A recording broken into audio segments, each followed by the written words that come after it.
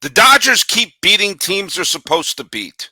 And today they got a boost from arguably the greatest Dodger of all time, or at least the greatest LA Dodger of all time. You are Locked On MLB, your daily MLB podcast, part of the Locked On Podcast Network, your team every day.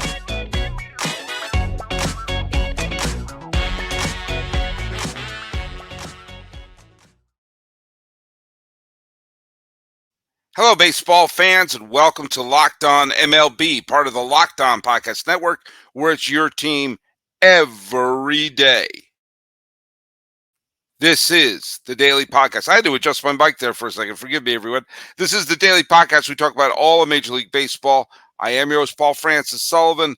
I'm going to have a lower third up in just a second that will prove that's who I am, because it says that I'm Sully. I am an Emmy-nominated television producer who has been a baseball podcaster for well over a decade now, and this is my fifth season, of which we're in the back nine for here at the Locked On Podcast Network. Thanks for making us your first listen, and thanks for all of you who are my everyday Sullys, who are there every single day.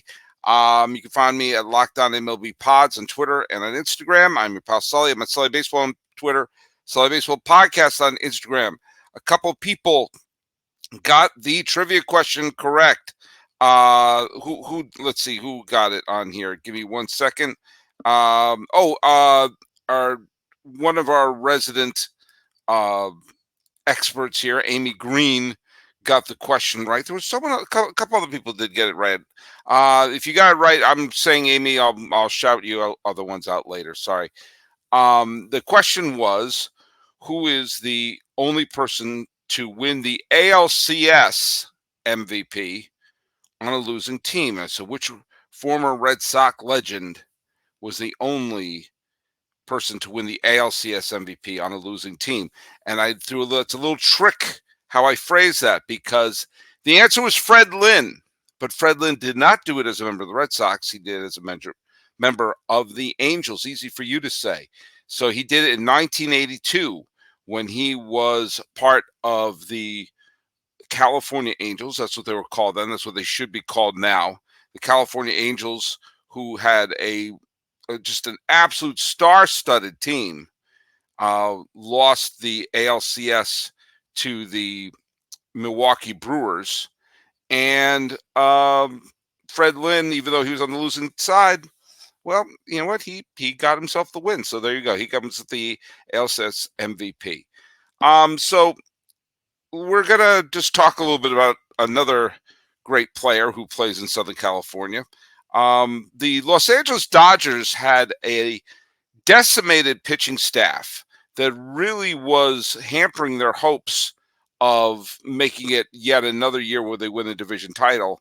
And also, it was putting a real monkey wrench into this season. You know, remember, for the majority of this year, the Arizona Diamondbacks were the first place team, much to my delight when I was having Miller Thomas on every week here with Locked On Diamondbacks. The first, almost 2/3 of the season, the Diamondbacks were in first place. Well, the Diamondbacks are falling like a rock, and I am going to go over that a little bit. In fact, Miller Thomas and I are going to be doing an autopsy on the Diamondbacks, who could still make the playoffs, but they're just sputtering right now. And by the way, for those of you just drooling for me to do more Mariners material on this show, I've been getting some requests for that.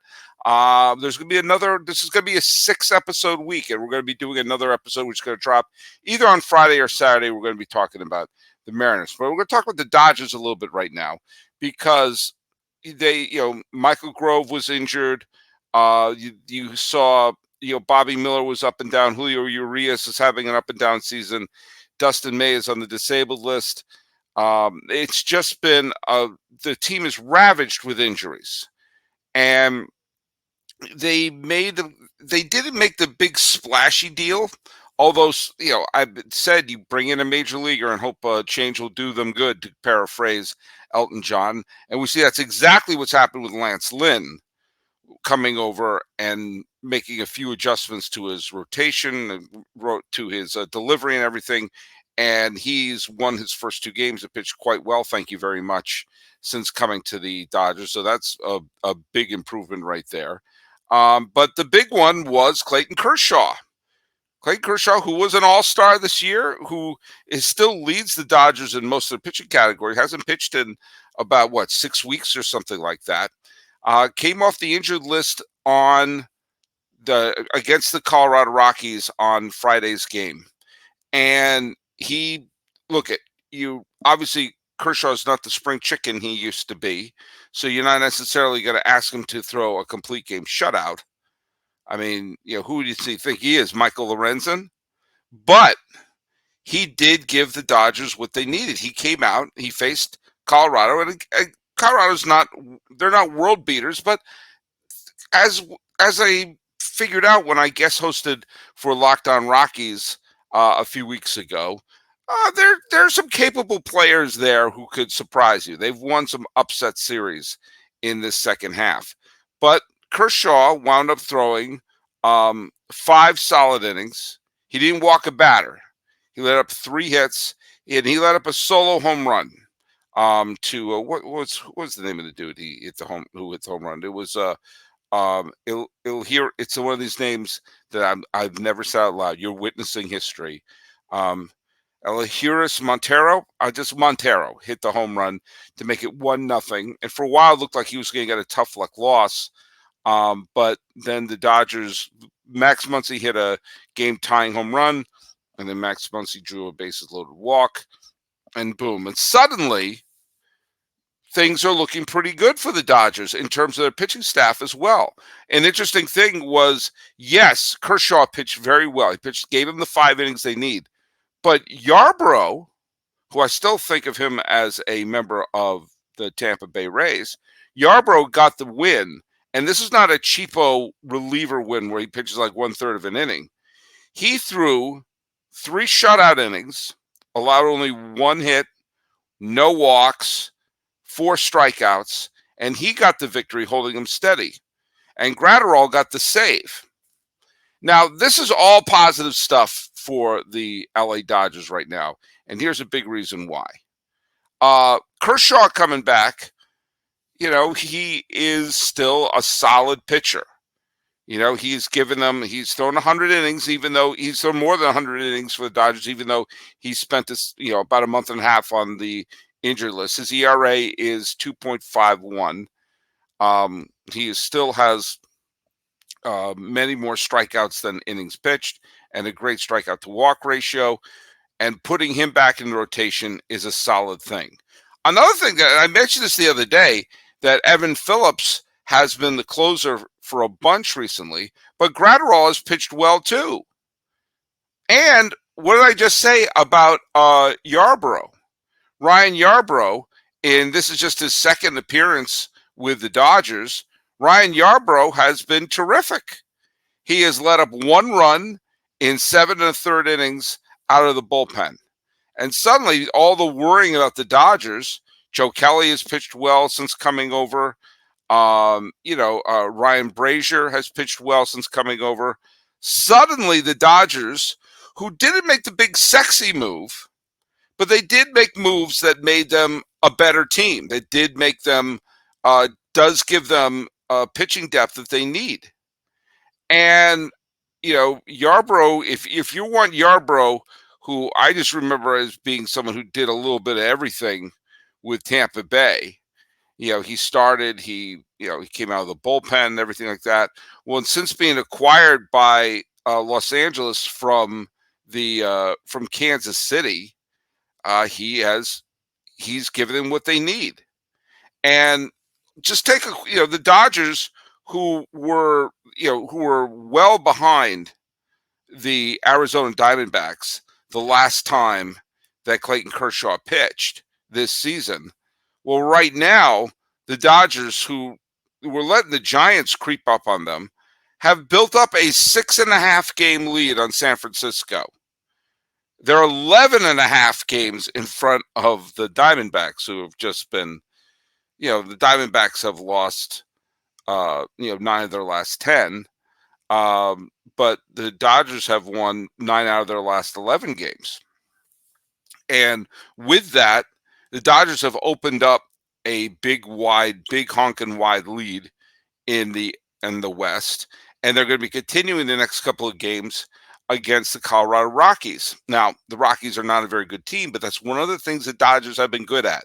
They have been not losing the dumb games. They have a 4-game stretch coming up, of which they've won game one kind of handily against the Colorado Rockies.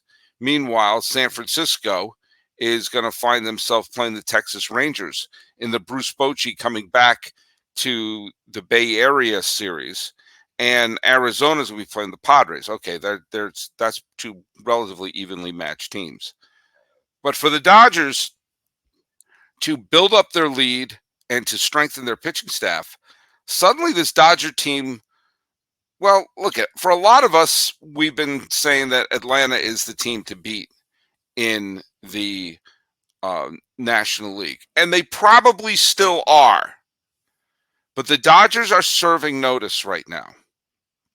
They are still a good team. They're still going to win the division. They now have pitching depth they didn't have just a couple weeks ago.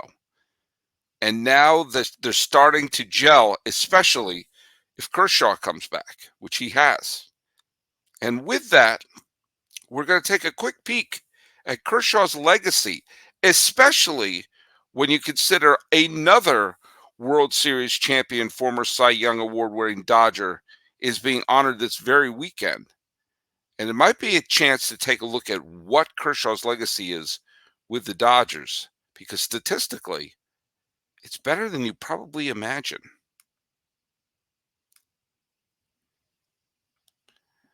All right, everybody, let's talk a little bit about, there it is, Sleeper. Now look at, we got a bunch of games coming up here. Bunch of games coming up this weekend. And do you know what? I'm thinking some big, and I'm always going to be predicting that Shohei Ohtani is going to do something we haven't seen before. But I'm thinking that you're going to see Rafael Devers get some big, huge hits. And I think that you're going to see the Dodgers absolutely manhandle the Colorado Rockies. So do what I'm going to do? I'm going to find myself opening up my Sleeper app. Here it is. And I am going to, right there, I am going to put in a bunch of picks because I want to win big time. And not only win big time, but win with big, big payouts. Look at, if I think that Ohtani's going to hit a home run or Rafael Devers is going to big, huge triple right down into the triangle, then do you know what? I'm going to count on Sleeper, where I can swing for the fences with up to 100 times my bet payout. All you have to do is choose 2 or more players that you like and select more or less the stats categories that you want to pick, like home runs, strikeouts, hits, and more. Get your picks right, and you can win big. And you can win big with dynamic payouts. Dynamic payouts are live. Now, what are dynamic payouts? Well, in short, each player projection now has a multiplier attached to it, as opposed to preset multipliers based on the number of legs in a contest. With dynamic payouts also come stack categories to place contests on, and you can get higher payouts than other apps with fewer picks. Use promo code LOCKEDON, and you'll get up to $100 match on your first deposit. Terms and conditions apply. See Sleeper's terms of use for details. Currently operational over 30 states.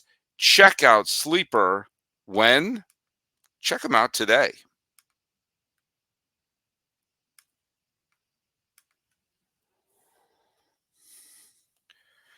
This weekend at Chavez Ravine, the Dodgers are going to be hosting the Colorado Rockies, and they're going to be retiring, finally, Fernando Valenzuela's number. They should have done that a long time ago. I know some teams only retire the Hall of Famers who's played for the team. The Red Sox are like that. I think the only non Hall of Famer that the Red Sox have retired their number for is Johnny Pesky. The White Sox, on the other hand, will retire everybody's number. I think my number got retired by the White Sox in one way, shape, or form. The Yankees retire a number anytime they see a slight dip in the attendance, which means that the lowest non-retired number with the Yankees right now, I think, is 93. I'm going to have to look into that. They're going to run out of numbers soon, and they'll look back and say maybe we shouldn't have retired Jorge Posada's number. I digress. The Dodgers, for the most part, have retired the Hall of Famers from their team. The Junior Gilliams and the Don Newcombs of the world have had their numbers retired as well. Fernando Valenzuela should have his number retired. He was the catalyst of the 1981 World Series champion, where he was Rookie of the Year and Cy Young Award. He electrified baseball with that rookie year, and he became the guy for Mexican American fans in Los Angeles. Who the Mexican Americans in Los Angeles stayed away from the Dodgers in droves, mainly because of, and I'm not going to get into all the politics behind it, but the formation of the stadium in Chavez Ravine meant many Mexican American families were displaced. And for a generation, the Dodgers represented something very negative for that community. Well, when Fernando Valenzuela arrived, suddenly it became the team as a guy who was dynamic and electrifying and just looked like a guy. He didn't look like a great athlete. He looked like a guy that you would know and hang out with. And that created that illusion of, hey, that could be me. It couldn't have been, because Fernando Valenzuela was a great pitcher. But he's been, to this day, when you go to Dodger Stadium, you see so many people wearing the Valenzuela jerseys. And when he is one of the Spanish language broadcasters for the Dodgers, and whenever they cut to him or like they show him on the Jumbotron, he gets a gigantic ovation. He's an enormously popular player, getting his number retired. Clayton Kershaw is also going to get his number retired at one way, shape, or another. Now, you do see a lot of Kershaw jerseys there. Dodger fans do love Kershaw, not with the intensity of Valenzuela, but still. Now, Kershaw's legacy I find quite interesting. For most of my life, if I ask the question, and I'm the sort of person who asks myself questions like this, who's the greatest Dodger of all time? Well, there were always two answers. The greatest Brooklyn Dodger of all time was Jackie Robinson, not just because of what he did on the field. What he did on the field was wonderful. He was an MVP, and he helped lead the Dodgers to many pennants and was a big part of the 1955 World Series title. But also the impact that he had on not just the Dodgers, not just baseball, but America. And so obviously you put him at the top. Who is the greatest Los Angeles Dodger of all time? That answer was simple. It was Sandy Koufax, who had one of the most incredible peaks of any pitcher in baseball history. And I also love the symmetry of that. I love that the greatest Brooklyn Dodger was Jackie Robinson, who grew up just outside of Los Angeles, right here in Pasadena, which borders Los Angeles. So he grew up in Los Angeles. The greatest Brooklyn Dodger was from Los Angeles County. The greatest Los Angeles Dodger was Sandy Koufax, who was born and raised in Brooklyn. So I loved that symmetry to it. You could look at the fact that Koufax cut his career short by his own choice. He didn't have the super long peak, and he also didn't have the chance. We never saw the chance to see Koufax's downslide. He retired when he was at the peak of his powers. Well, in terms of like war, pitcher war, and everything like that, Don Drysdale had the highest, and for years the sabermetrics looked like Drysdale was the greatest LA Dodger of all time. I still lean towards Sandy because his peak was better. But now we got to honestly look at Kershaw and see where he fits in that. Where does he fit in the history of the Dodgers right now? Well, if you like sabermetrics, the highest WAR for pitchers in Dodger history is Kershaw, and frankly, it's not even close. As he's had Dazzy Vance and Don Drysdale and Sandy Koufax and Don Sutton and Oral Hershiser and Fernando Valenzuela. I mean, it's not even close. Now, in terms of wins, Don Sutton pitched the most in Dodger history, and he got the most wins and the most losses. In many of the advanced metrics, things like adjusted base runs, adjusted batting wins, base out, runs saved, win probability added. All these stats that I don't quite understand how they work, but they're all led by Clayton Kershaw, all of them. And in terms of something like, career earned run average, Kershaw's right up there. He's third in wins, and if he gets uh, just two more wins, he will pass Don Drysdale. I don't really look at wins or losses because, quite frankly, that doesn't really. I don't think it's a good metric for a great fight. I know some people still like them, but you have to really stop and wonder: is he the greatest Los Angeles Dodger of all time? And I think in some ways, this is one of the things that creates that annoyance of what happened in 2017 with the Astros cheating scandal.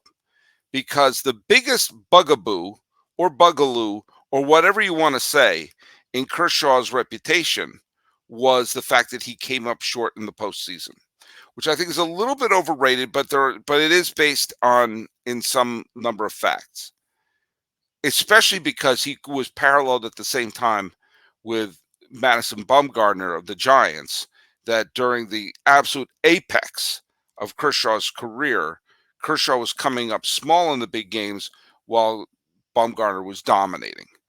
And yeah, you take a look at some of Kershaw's career, he had some losses in some very bad games. In 2013, he actually was pitching well in the postseason. He pitched very well against Atlanta in the division series. He pitched well uh, he got a tough luck loss in game 2 of the NLCS. Actually, no, he didn't get the loss in that. Oh no, he did get the loss. I'm sorry. I'm looking at a different game here. But he pitched well. But in the clinching game, in the game where the Dodgers were facing elimination, Kershaw got absolutely torpedoed in the NLCS of 2013. In 2014, he got bombed in both games against St. Louis in the division series. And once again, he lost a game. He lost the elimination game. He pitched actually well against the Mets in the 2015 postseason. He didn't play in the clinching game. And actually that year, he won a game where the Dodgers were facing elimination, but they wound up losing the last game. 2016, again, facing elimination. Hand the ball to Clayton Kershaw. He got bombed by the Cubs and turned out to be a 5-0 victory, sending the Cubs to the World Series. 2017 was supposed to be his great moment of redemption because all the talk was, oh, Kershaw is great in the regular season, but he stinks in the playoffs. Well, he pitched well in the division series. Not great, but he pitched well in the division series. He pitched very well in the league championship series and won a clinching game for the Dodgers against the Cubs. And finally in the World Series, game 1 of the World Series against the Astros, he dominated the Astros in game 1. And do you know what? In the 2 home games, the 2 games played in Chavez Ravine, he combined for 1 earned run in 11 innings and struck out 15 and walked 2. He pitched great in Chavez Ravine. He got bombed, especially by the Altuve home run, letting up 6 runs in 4 2/3 innings in that wild, surreal 13-12 game 5. And of course, we found out that the Dodgers were a victim of the Astros cheating. That was going to be Clayton Kershaw's John Elway moment. That was going to be his moment of answering all of his critics. And he faced a team that was banging the trash can. We didn't know it then. He would have been the World Series MVP if he pitched a mediocre game. But they were banging the trash cans, and this is what we're stuck with. And of course, the Red Sox were doing crazy stuff the next year too, and Kershaw once again lost an elimination game. And look at Kershaw wound up being, and then in 2019, remember, he came out of the bullpen, and this is partly on Dave Roberts, but he came out of the bullpen and let up 2 home runs that led to the Dodgers being eliminated in the 5th game against the Nats. Now, Kershaw pitched well in the COVID year, and he won both of his starts in that World Series. And he was actually probably taken out too quickly in game in which game was that? In Game 5. But there's this sense of COVID year was a weird year. It was a weird year for baseball. It was a weird year for the World Series. And yes, he got his World Series ring, but it was in Texas, and it was not. It just that whole pennant felt weird. I'm not taking anything away from it, but I just feel that his reputation of being an all-time great Dodger would be helped if the Dodgers won another title. It doesn't need it. He's had a remarkable career. He's a first ballot Hall of Famer. And winning the 2 games in the World Series in 2020, in my mind, wiped away part of the frustration of what happened in 2017. But he didn't get to do it in front of his fans. He didn't get to do it. It was in the weird situation where there's a handful of people there and the rest of them were cardboard cutouts.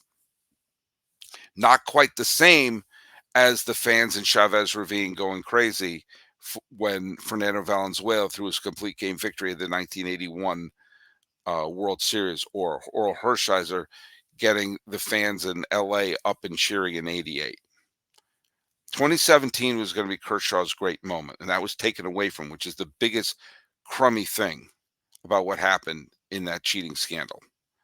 But we got to take a good long look, because the Dodgers haven't had that great player, that great offensive player, like a Hank Aaron, like a Ted Williams, like a Willie Mays, or they could have, in the history of their team, to be the great offensive figure in their franchise history. They've had some good ones. Zach Weed, of course, Duke Snider. They traded away Mike Piazza. If they kept Mike Piazza, he probably would have been at least the greatest offensive Dodger of all time.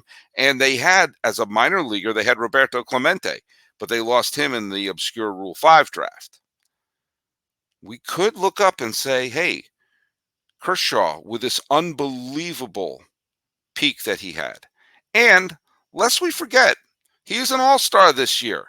He's still a good pitcher in this, which is his 16th season in the major leagues. That's nothing to sneeze at. So he's back. The Dodgers pitching depth is back. And if they win, his legacy may be better than you even think.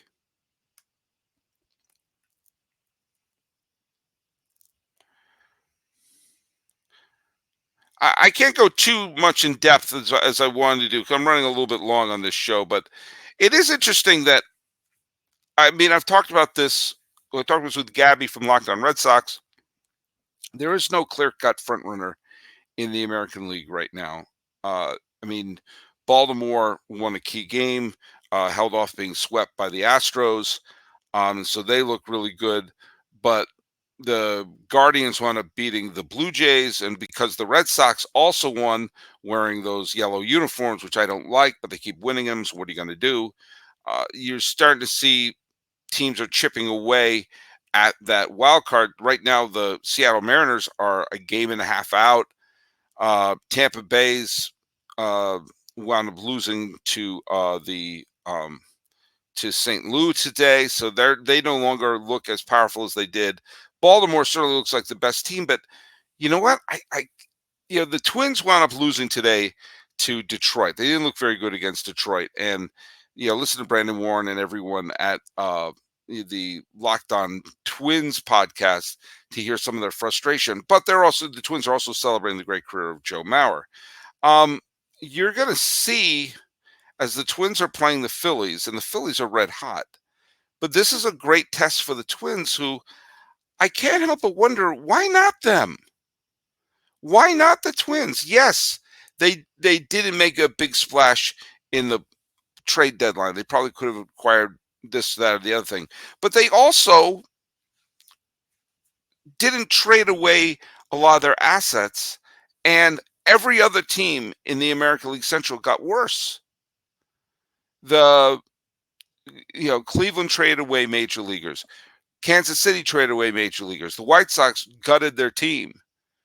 And the Tigers aren't that very, despite the fact that they beat Minnesota today, they're not very good. So, I mean, the pathway to the playoffs is wide open. But then you also look up, they're going to be playing whoever the last wild card team is. Pablo Lopez is a good pitcher this year. Sonny Gray has been a good pitcher this year. Kenta Maeda has been, okay. They have a little bit of pitching depth there. Not great pitching depth, but a little bit. And yeah, some of the players they have are having giant letdown seasons. But you're not asking Carlos Correa to give you 162 games. You're asking him to give you a couple of great weeks. You're not asking Michael A. Taylor to be a world beater. You're just asking him to play well for a few weeks in October. You're not asking Matt Wallner to be the greatest phenom to come out of the farm system. It's just they have a bunch of little pieces. When you think about them playing a Toronto or Seattle or maybe Boston, we won't be Boston. Neither one of those. I mean, Seattle is on a roll, and watch, they could steamroll the Twins and find themselves in the ALCS faster than you can watch Ken Griffey Jr. score from first. But a team that has okay pitching and some bats that can be explosive, we're being really quick to dismiss their pennant chances. I think, am I picking them? I don't know. I don't think I am. I still think right now I'd go with Baltimore or Houston. But don't look away from the team that's going to have the easiest road to win a division title and then may just have the pitching to go far. So keep an eye on them. Hey, let's take a look at the trivia question we have here. We talked about Fred Lynn was the answer to the other trivia question, which was who is the only person to win the ALCS MVP for a losing team. Bobby Richardson, by the way, was the only person to win the World Series MVP to date. The only person to win the World Series MVP for the losing team. But here's an interesting factoid. Of the first 14 World Series MVPs, they started the World Series MVP in that award officially started given out in 1955 when the Dodgers finally won. The Brooklyn Dodgers won, and Johnny Padres won the World Series MVP with his 2 victories, including the World Series clinching Game 7. Okay. They started handing out in 1955. Between 1955 and 1968, every single year they handed out the World Series MVP to a pitcher with 2 exceptions. One was Bobby Richardson in 1960, who won the World Series MVP for the losing team. The Yankees were the losing team, but Bobby Richardson drove in 12 in 7 games and batted .367. Okay, of the first 14 World Series MVPs, who is the only one to be a position player on the team that won? 14 MVPs of the World Series, 12 of them were pitchers. Bobby Richardson did it as a position player for the losing team. Who was the only one to be a position player on the winning team? That's a trivia question. Post it on here on YouTube. You can post it at Locked On MLB Pods on Twitter and Instagram, or at Sully Baseball on Twitter, Sully Baseball Podcast on Instagram. Talking about the greatness of Clayton Kershaw, the mystery of the Twins, and saluting Fernando Valenzuela, whose numbers can be retired and eventually be next to Clayton Kershaw's. This has been Locked On MLB for the 11th day of August 2023. I'm your host, Paul Francis Sullivan. Please call me Sully.